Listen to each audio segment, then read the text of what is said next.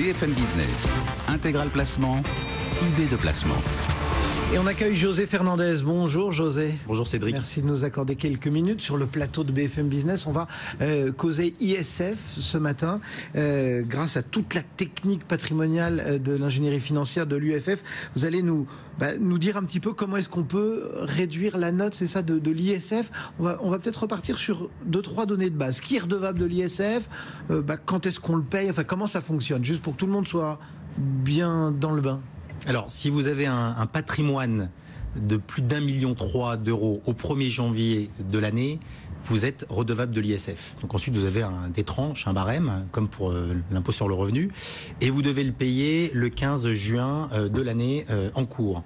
Donc depuis quelques jours, on a lancé ce qu'on appelle la campagne de réduction de l'ISF, c'est-à-dire que comme pour l'impôt sur le revenu, on a un certain nombre d'outils, alors un peu moins que pour l'IRPP, mais à notre disposition pour pouvoir réduire cet ISF avant le 15 juin. Et donc, à cheval entre le premier et le deuxième trimestre, c'est la période propice où il faut s'y intéresser de près parce que le compte à rebours a commencé. Il faut mettre au point sa stratégie pour cet impôt sur cet ISF. Première stratégie qui, j'ai envie de dire, est la plus évidente, c'est de s'attaquer directement au montant de l'impôt, c'est réduire le montant de son impôt ISF, c'est ça ? Exactement, et ça c'est la première étape, c'est l'actualité, c'est un peu on va dire, si vous ne vous êtes pas réveillé avant, c'est maintenant qu'il faut le faire, hein. Donc vous avez plusieurs solutions, les fonds communs de placement dans l'innovation ou les fonds d'investissement de proximité, qui fonctionnent également pour l'impôt sur le revenu, pour la réduction de l'IR. Attention, le même versement ne cumule pas les deux avantages. Ce serait très bien, mais ce n'est pas le cas. Et vous pouvez réduire jusqu'à 50% de votre versement dans la limite de 18 000 euros pour un couple. Ça veut dire un versement maximum de 36 000 euros. Okay, donc en clair, on achète des parts de ces fonds-là et ça vient réduire l'ISF, sachant que en gros, c'est 6,5 milliards d'ISF pour 300 000 redevables. Ça fait un ISF moyen aux alentours de 20 000 ou 21 000 euros. Donc avec ces FIP et ces FCPI, on règle déjà une bonne partie du sujet pour certains redevables.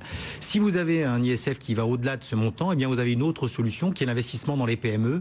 Alors ça peut prendre différentes formes. En règle générale, c'est un investissement en direct qui se fait via un mandat de gestion qui vous est proposé par une société de gestion. Et alors là, vous réduisez 50% de 90 000 euros, c'est-à-dire jusqu'à 45 000 euros. Donc ça fait... Et là, il y a eu une petite modification récente où on ne peut plus continuer à investir dans sa propre entreprise. Alors absolument, et puis vous avez des règles sur les entreprises qui doivent être désormais des entreprises de moins de 7 ans, mais bon, tout ça ne modifie pas structurellement les sujets. Et puis vous avez un troisième outil qui est arrivé récemment, qui est que pour cette même réduction de versement de 90 000 et de montant maximum de 45 000, vous pouvez investir dans des groupements forestiers, dans des forêts, qui vous permettent de réduire votre ISF de la même manière. Donc ça, ce sont, on va dire, les patchs à appliquer sur sa feuille d'impôt pour essayer de diminuer la note. À plus long terme, il y a aussi une stratégie patrimoniale qu'on peut mettre en place et là, on va taper à la source, on va dire, c'est ça ? Exactement, on va s'occuper de l'assiette de taxation. Alors quand vous avez un patrimoine qui est important, c'est là que se situe le nerf de la guerre, parce qu'on voit bien que vous réduisez 45 000 au maximum, et puis tout ce qui est au-dessus, vous n'avez pas de moyens, mais il y a d'autres techniques. Alors par exemple, la première, c'est déjà être propriétaire de sa résidence principale, c'est pas forcément le cas. La résidence principale, il y a un abattement de 30% qui s'applique dessus, donc vous voyez, si vous avez eu la chance d'avoir de l'immobilier florissant, il y a 30% qui échappent à l'ISF. Vous avez par exemple les contrats de capitalisation, qui sont les cousins germains des contrats d'assurance vie, qui n'ont pas les mêmes avantages fiscaux en cas de décès, mais qui pour le coup ne sont déclarés qu'à la valeur de l'investissement. Donc votre contrat est investi à 100, il est à 125, et les 25 échappent à l'ISF. Il en va de même dans l'autre sens aussi. Alors, dans l'autre sens aussi, mais il faut faire un choix dès le départ. Si vous avez investi 100, qui vaut 50, il faut quand même déclarer 100. Donc, soit vous êtes très confiant dans le placement, soit effectivement, vous avez décidé de déclarer le montant avec la fluctuation. Identique pour le PERP. Le PERP est un contrat qui est souvent décrié parce que les capitaux sont bloqués. Et bien, par nature, s'ils sont bloqués, alors ils échappent à l'ISF. Il en va de même pour les articles 83 d'entreprise, etc. Il y a d'autres techniques pour aller plus loin. Ça, ce sont des produits. Il y a des solutions à mettre en place. Vous le savez, on peut diviser de manière artificielle la propriété d'un bien, un bien immobilier, en séparant la nue propriété d'un côté, c'est-à-dire le capital et puis l'usufruit, les loyers. Eh bien, vous pouvez, si vous avez un bien immobilier, donner l'usufruit temporairement à un de vos enfants et ça disparaît de votre assiette taxable, votre enfant n'étant en général pas déclarable à l'ISF.